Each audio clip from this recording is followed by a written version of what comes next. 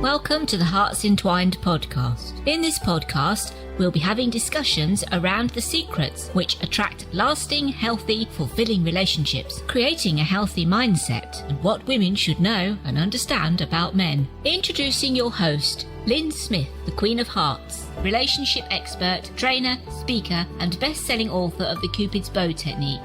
Lyn's mission is to have a positive impact in reducing divorce, domestic violence, and suicide. Welcome to the Hearts Entwined podcast. This is your host, Lyn Smith, the Queen of Hearts. And today, listeners, I have a lovely guest who I've only recently met, actually, via a third party who also had us together as relationship experts. And we got to know each other, and I thought I must have this wonderful woman on my show. And her name is Veronica Vazeria. So welcome, Veronica. Hi, Lyn. Thanks for hosting me today. That's my pleasure. Now, Veronica is a relationship and communication mentor, and at the moment she's based in Malta. But where are you from originally, Veronica? That's an interesting question. I was born in Ukraine and brought up in Kazakhstan. I'm British national, and I lived in the Middle East all my life before I ended up in Malta. So difficult to answer where I'm from. Yeah, very international mix. And off air, we was discussing, some possible subjects for discussion in today, for today's episode. And one of the things that you brought up was the subject around the 3C's. Now, my audience have heard me refer to the 3C's, but my 3C's are actually around negative words such as criticism, complaints, and comparisons. Whereas for you, your 3C's are totally different to that. So explain what your 3C's are going to be all around today, Veronica. Sure. So my 3C's and how I came up with those 3C's is because I have, as you know, I run workshops and I train people on relational literacy and on skills. So my focus has always been on teaching people different relationship and communication skills. And what I realizing more and more as I teach people different skills, I'm realizing just in parallel to those skills, how important it is to develop certain qualities. And this is how the 3C's came up, because the top qualities that I believe and I have seen that work most successfully in relationships that people build are courage, confidence, and compassion. And these are my top 3C's because I saw the people who have those qualities highly developed or naturally already, possessing those skills are the people who are very successful in their relationships, and not just personal relationships, but in the professional world as well. And these are the top 3C's or top 3 qualities that I wanted to chat about, because skills are important, but qualities are even more important because they are the underlying basis and foundation from which everything else becomes easy. Absolutely. So would you say that those 3 qualities are non-gender specific then? They apply across both genders? Yes, they are not gender specific. There are different ways that those qualities would manifest in different genders, but they're very general, and both genders would have those 3 qualities as top successful qualities that are needed for relationships. So breaking it down then, if we look at the first C around courage, how would you sort of educate, about what that looks like in terms of traits for a particular person or gender even? Sure. So the reason why I put courage as the first C and not second C, because a lot of people would have thought, well, you should be confident first and then it makes you courageous. It actually the other way around. It's the courage that makes you confident, or it's in order for a person to develop a confidence, they need to start with developing the courage, because the reason why courage is more important than confidence is because courage is that fire starter. It's something that ignites a new relationship, for example, or something that pushes people to do that first move towards the relationship goal that they have. And to give you an example is courage would be needed if somebody wants to approach a woman that they think is out of the league. Courage would need it for a woman to indicate that she's interested in a man. Courage would be needed if somebody needs to tell the person they are with, I love you, for the first time. Courage would be needed to say somebody no when you want to say no. Courage would be needed to communicate a difficult message. Courage would be needed to walk out from a difficult relationship. Courage would be needed to start from scratch, something, to start a new life. There's so many areas where courage is required, and it's not really a personality trait, and I see it more as a quality that could be cultivated. It's not something that we are born with, and some people are more naturally courageous than the others.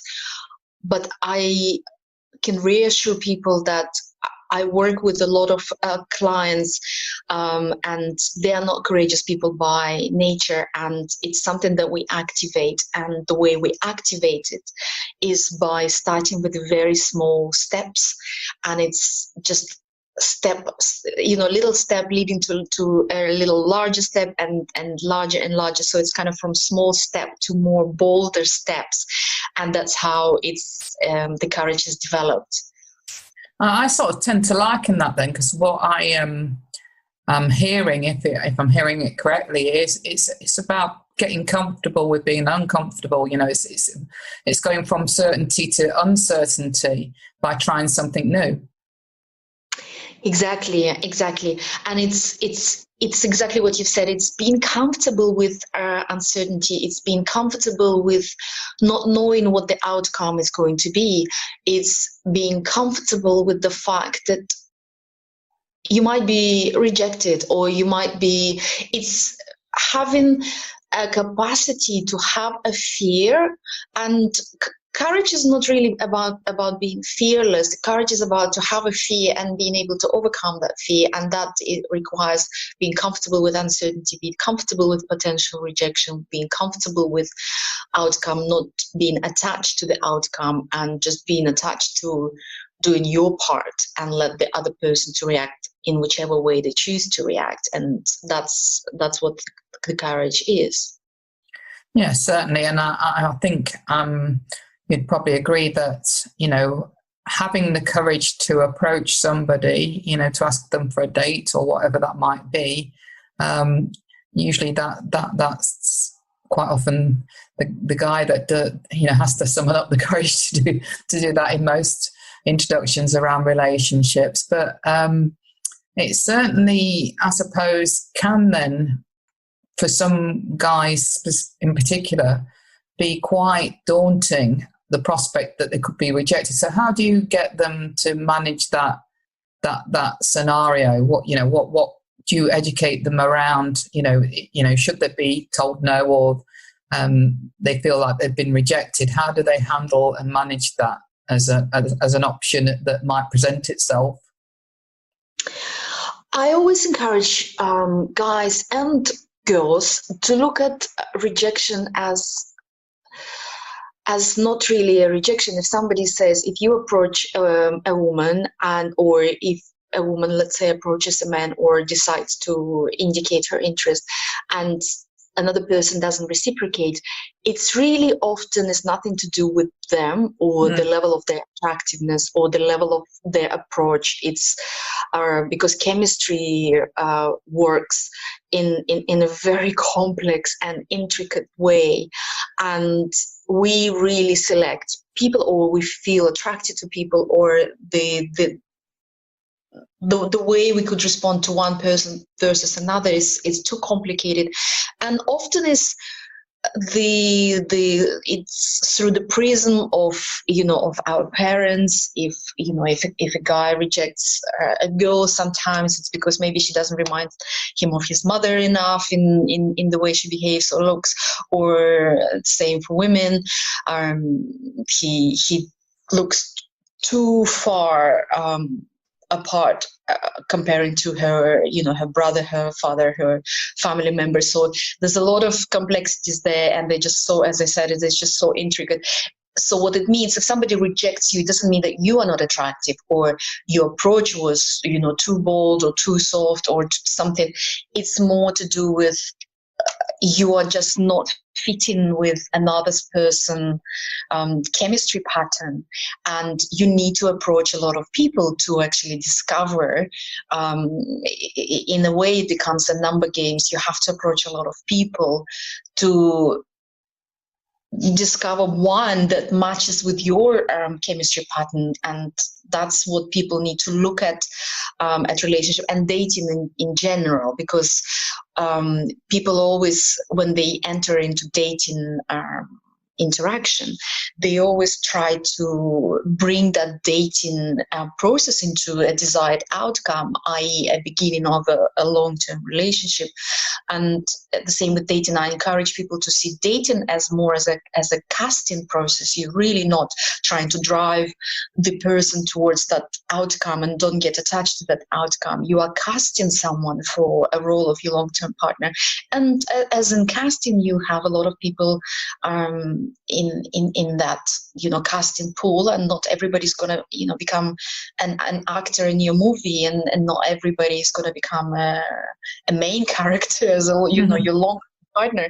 So I always encourage people, and that also gives courage, because when people start approaching people not from the length of not about am I going to be rejected or am I going to be accepted, but from a lens of are we going to get matched, and the only way to find out is our chemistry going to get matched by approaching, then it becomes easier to see it and easier to get courage to do that. Yeah, absolutely. And I feel that if somebody does say no, I feel that the best way to sort of accept that is to think of it as being, they've done me a great favor there, because I've not wasted my time on somebody that's not interested or not interested right now. So it leaves me now free and available to find somebody who is a better match. Exactly. So the next area then, sorry. And the same applies to women, because it's not just difficult for the guys to approach women, and most guys actually don't do it these days. They're more comfortable to go online, and at least there that all the people are gonna be there at least looking for a relationship, and at least you have that in common. Whereas if you meet somebody at the party or a workplace setting or even on the street, that's the times where men felt comfortable to do so, I think, are disappearing, if not disappeared completely. But it's just as difficult for women to show their interest in a guy, and for a guy to be encouraged to approach a woman, he needs to feel safe to do that, and her role to make him safe to do that is to indicate her interest. And that doesn't mean that she has to actively approach or pursue him, but what she needs to do is to flirt, to smile, to maintain a little bit longer eye contact that she would normally do with the strangers. So, but it's just equally as difficult for women to do, and that requires a lot of courage to be inviting and to be willing to show somebody that they are interested in a way of flirting, or in a way of just being very smiley and approachable. So I think it goes with both genders, just as women need a lot of courage, the men need that too. Yeah, I think it's like the modern day version of the woman dropping her handkerchief, isn't it, to show her interest, and the mum thinking, Exactly. Because a lot of, for some reason, there's a lot of a perception out there that men just would have to, actively pursue someone. She still needs to drop her hanky, as you said. It just has to happen in the modern way analogy, but it's the part that we cannot skip. Yeah. And there is modern ways of dropping your handkerchief, is what you're saying, to express your interest, isn't it? Yeah. Okay, so anything else that you want to add around the area of courage then before we look at the second one around confidence? Yeah, so it's just to encourage people to start developing this quality, because it would serve them in every area of life and as relationship, and not just to start a new relationship, but as a relationship progresses, and as a relationship sometimes comes to an end, or if as a relationship needs to evolve to a new level. Every time there is a evolvement or growth, it needs a courage from both people to move it to a new level.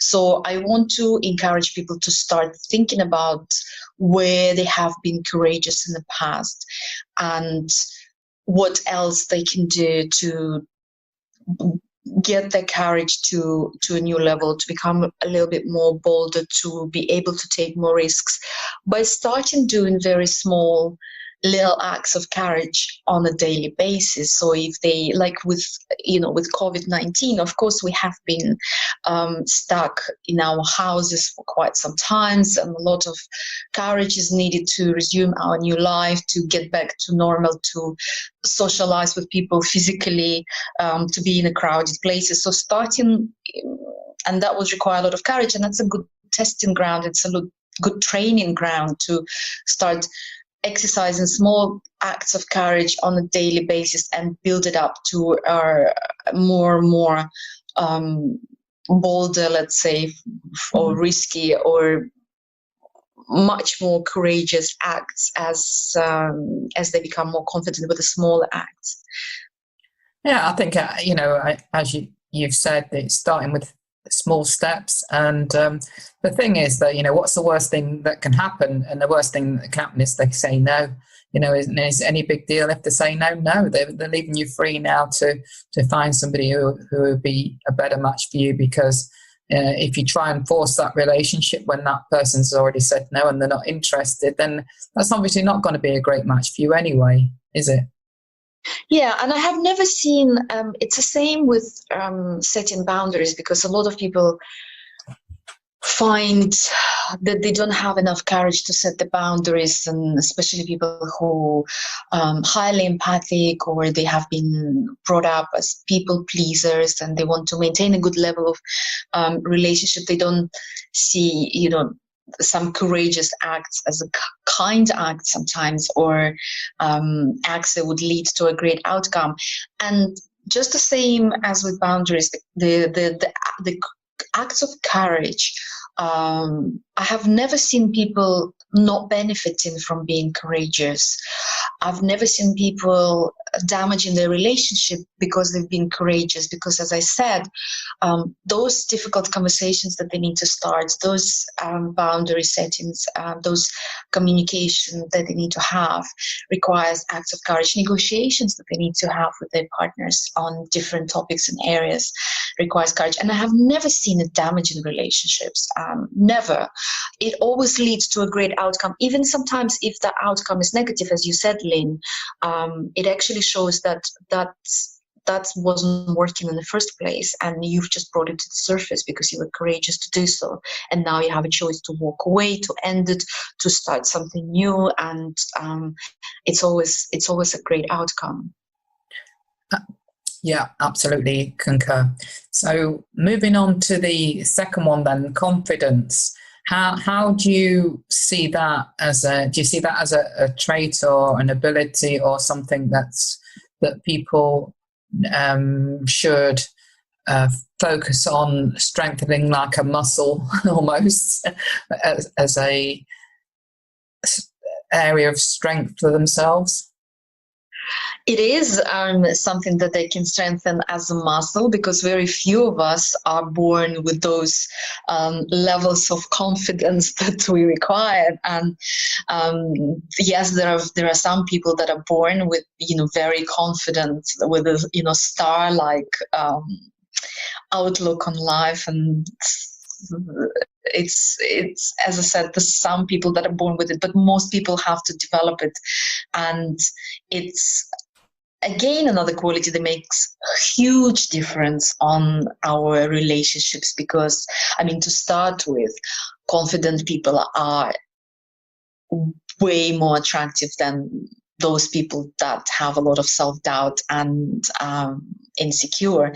So and that's universal, that's in all cultures. I've traveled to 100 countries, just 99 to be precise, and I've lived in 8 countries, and everywhere I have traveled, I have explored how different cultures, their approach to love, how they get together, the way they date, the way they fall in love, and all those things. And I can tell you that confidence is the quality that is universally liked, and the reason why people like confident people is because confident people are very at ease with themselves. It's the quality that makes other people being at ease when they are with them, and that is very attractive, because if that person is very at ease with themselves, they're very confident, other people feel the same when they're around them. And because we have those, the mirror neurons and a lot of things that we're affected by another person's behavior. So that is super attractive quality. So confident people tend to find it much easier to find partners, to find new jobs, to make new friends, to, you name it, like every single area of life is affected if you spend time on developing confidence. And it's the small steps that lead to a greater outcome. And I've started with courage, and courage, if courage actually something that breeds confidence. So when people start with taking little acts of courage on a daily basis, they actually become more and more confident as a result of those courageous acts, because then they realize, oh, I've done that and nothing bad happened, or I did that and I had a great outcome. So as they have more and more achievements, or as they see more and more great results as a result of their courage and or acts of courage more than anything, the confidence grows. And that's why I started with courage and we moved to confidence. And that is something that we step by step can keep working on and keep developing. And in addition to being attractive, I wanted to also add that confident people are also people that are going to find easier to adjust the course of a relationship when it's going not in a direction that they feel comfortable with. They are more comfortable in setting up the boundaries. They're more comfortable in communicating. And confidence is, again, it's top quality to focus on developing if you want to have a successful relationship. So with confidence then, do you think that naturally comes off the back of, like we were discussing before, being brave enough to take small steps towards courage to start with, which then on the back of those courageous little acts builds up a person's confidence?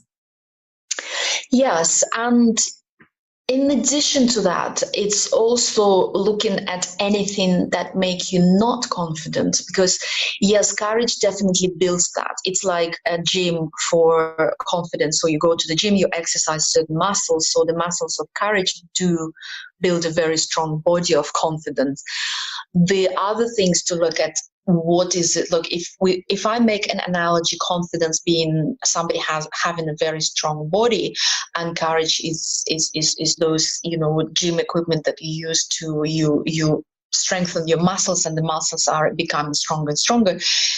The way of building a strong body or building a confidence is also looking at any weaknesses that you have in your body. So, for example, if body has been traumatized or wounded in certain areas, is obviously not leaving those wounds or just putting a band-aid to those, you know, wounds, especially if there were any serious wounds in the body. So it's also complementing the acts of courage and building confidence with acts of healing and with acts of self-love, with acts of really fixing any issues or any other things that happens, because, as I said, lack of self-confidence could also be stemmed from traumas, wounds, and other negative experiences that we had.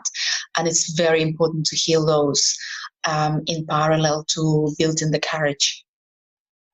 Yeah, I absolutely understand that, because otherwise you just take those wounds into your next relationship, and you end up repeating those same traits and habits that led to probably the breakdown of a previous relationship, don't you? And so it goes on. And not only that, it's also, in addition to that, it's also before you even enter a relationship, when you feel self-confident, you would never select a partner who's not matching your greatness and your qualities. So you would never find somebody who is going to be toxic or abusive or not treat you right. It's just because you have that level of confidence that you deserve somebody who is your match, your equal, and also you can walk away because you're so confident in yourself. You can walk away from something that is not right for you. Yeah, definitely. You know, it is about knowing your worth and your value, but also, you know, even if you like the guy, if he's not, or the girl, if they're not going to be treating you right, then you know, it's understanding, you know what, this relationship isn't for me then, because it isn't going to be a healthy one. Yeah. And I can walk away at any time because I'm so confident in myself.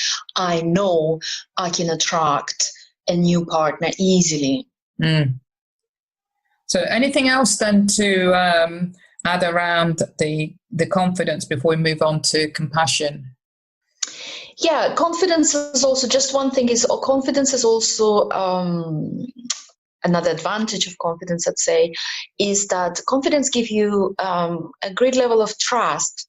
It's the trust in yourself and trust in your partner. I know that confident people are not normally jealous people. They're not normally checking on their partners, you know, that much, because they have the level of confidence in themselves, and they don't allow their insecurities or anxieties or fear of rejection, fear of abandonment to negatively color their relationship and their approach to the partner. So that's another advantage. And before we move on to the third C and the last C, I want to add that we are not born confident in most cases, and it's something that we could develop, and it's something that we should continue to develop as well. So there's not really a finishing line. It's more like going to the gym on a daily basis. I don't know why I bring this gym analogy, maybe because I've just started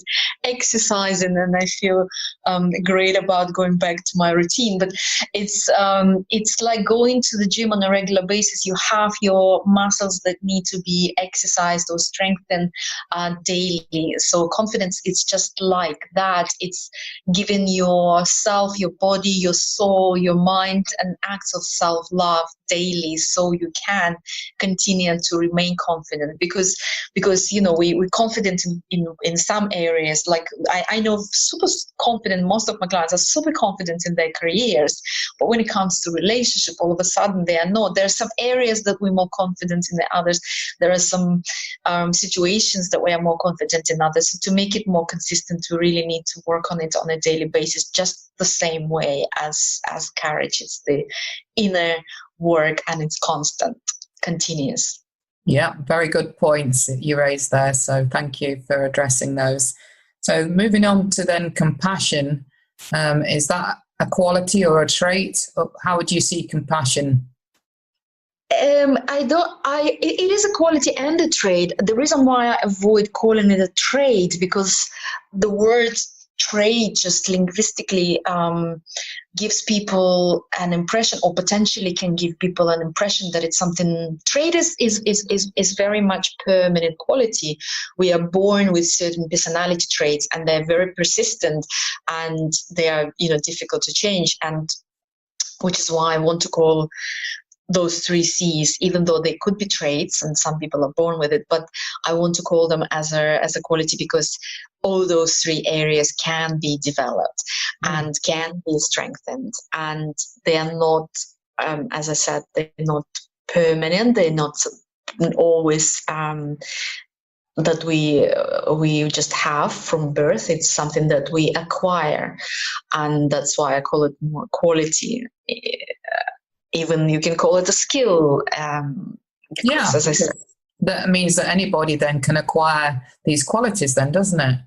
Exactly. It's a skill, it's a quality, and then it becomes a trait. Once you've mastered it, it then becomes a trait.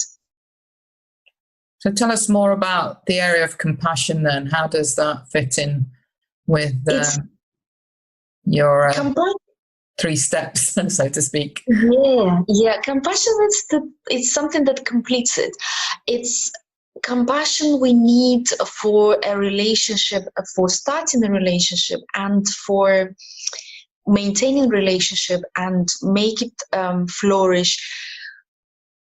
Because compassion, when we have a compassion for our partner, or when we have a compassion, so let's start with a scenario that we spoke at the very beginning, a guy who is shy to approach a woman, or a woman being approached by a guy. Having compassion in that situation for somebody who is potentially very nervous, who's somebody who took a lot of time to build up a courage to approach a woman, somebody who is maybe just dying from inside from that anxiety that that, oh my God, I'm just going to be rejected. Have a compassion for the person, maybe not saying the right thing, maybe coming up with some silly sentences to start to open up that conversation, actually can go a long way, because I find that some women dismiss somebody or potentially quite harshly, and that discourages men from approaching women second time around, the third time around. If you want to say no, if you want to reject, do it compassionately, so the person is not discouraged from approaching women. It's just that you are not right, or you don't find him a right person for you. And vice versa also, if a woman, if a guy approaches a woman and maybe she reacts a little bit too defensively, is to realize that she has been potentially maybe approached by people who didn't have best intentions in mind towards her. She's quite rightly being defensive because of the experience that she's been through, and starting with that compassion in mind from a very beginning, and then as it develops, when the people are already in a relationship, it becomes even more important and more prominent feature, because in order for us to stay in a relationship, we need to be compassionate.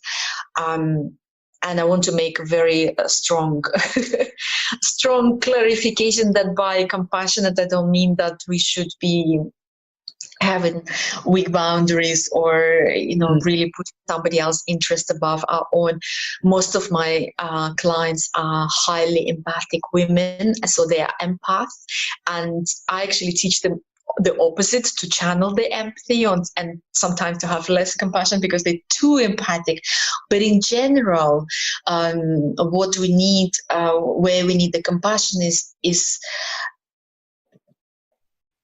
viewing a communication with another person through the compassionate lens means that we almost treat another person as a student of ours, because we teach them things about ourselves. So instead of making assumptions that the other person should read our mind, we assume a role of a teacher. Okay, let me educate another person about myself. Let me educate another person about my preferences, as opposed to being defensive or being accusatory or being, you should know these things if you love me. And also being a student, by actually asking, please tell me how you want me to treat you. Please tell me what you want me to change in my behavior or in my approach to you. So that compassion triggers that teacher-student relationship in a couple, for example. Compassion for other person's faults, not for inappropriate behavior, but for other person's faults or for the other person's character, the traits or that are not necessarily considered as positive. So there's a lot of compassion that we need just to complete those other two qualities in any relationship. Yeah, I feel that you definitely touched on some very good points there. Certainly we treat people how to treat ourselves, don't we, in the way that we respond and react. So there has to be that balance between having your compassion for the person, being bold enough and courageous enough to, bring up a sensitive subject or to ask you out, for example, and not responding in a way that's going to really wound that person if you don't want to go out with them, or if you don't like what they're actually saying about something they're trying to bring up in terms of an issue that might be between you. But also, like you said, quite rightly, not being overly compassionate to the point where, your health and well-being is being affected because you're condoning somebody's poor behavior by not having those boundaries in place, and you're being too forgiving. Yeah, that balance is very important to strike. Very important. Yeah, because I think a lot of women, especially, forgive a lot of poor behaviours from their guys in the, like you were saying, in the name of being compassionate. But really what they're doing is sending the message that it's okay to be treated badly sometimes, isn't it? Yeah, and that is a major focus on. I have one of my top workshops is on boundaries, and that's one of the most popular workshops because, as I said, my majority of my clients are highly empathic women, and highly empathic women have their own challenges in the relationship. They very unique challenges in the relationship. It's much more difficult for them to find partners and stay in the relationships. And with high empathy women, it's the trait. It's a beautiful trait. They're already naturally compassionate, and their level of empathy is just off the charts if you look at the personality traits measurement. And that's the area. Boundaries it's there because highly compassionate or highly empathic women or people in general, the boundaries, the sense of, because they're so in touch with their environment, they sense other people so strongly, almost like with their inside their bodies, they sense what other people are feeling. That's why it's difficult for highly empathic women to attend large crowds, not because they don't like people, they love people. It's just because they sense so many energies at the same time on one spot. It could be overwhelming. And for people who have very high empathy, it's very important to channel that empathy and still be very compassionate in relationship, because I think compassion in general is making wonders for any relationship. But also equally important it is for this type of people to channel the empathy in the right direction, to channel the empathy for people who deserve it, for people who need empathy. We have a lot of, we have animals, we have children, we have elderlies, we have minorities, we have a lot of people to channel the empathy to. And that doesn't mean that we need to channel the empathy into the partner and have no boundaries and no ability to correct the behavior where it needs to be corrected. And most men do like boundaries and rules, and because they tend to stick to those rules. It becomes very easy. We make somebody else's life very easy because they know the rules they know the limits, they know the constraints, and they're very comfortable follow those rules. So yeah, it's I'm glad that I made that point and made it clear, because I don't want people to walk away with thinking I have to be compassionate no matter what. Of course, balance in every, and the same with courage, and the same with confidence, and the same with compassion. Balance is key for every area and every quality. Brilliant. Well, that's been a fascinating subject around your 3C's of courage, confidence and compassion, Veronica. So thank you so much for sharing your wisdom and insights around that subject. So for the audience, those members that would love to get in touch with you and find out more about what you do, what would be your best contact information? Well, I think it's easier. It would be easier to get in touch with me on my Facebook page, and that's where I post, share my wisdom. I post information about my workshops, upcoming events. It's at Relationship School. So if people will type Veronica Vazeria at Relationship School, they could find me very easily there. Excellent. So on that note, for Veronica Vazeria at the Relationship School on Facebook, I bid you a very, very, very, very welcome for attending and being a special guest on to today's episode. And as always, we'll make sure we share any other information about Veronica in our show notes. So thank you very much, Veronica. Thank you so much for having me, Lyn. And on that note, as always, I like to finish off with true love starts with opening our hearts. And until next time, goodbye for now. Thanks for listening to the Hearts Entwined podcast. You can follow Lyn via the Facebook group 2 Hearts Entwined, or search Lyn Smith, inspirational speaker, at LinkedIn, or email lyn@hearts-entwined.com. That's LYN@hearts-entwined.com. Remember, true love starts with opening our hearts.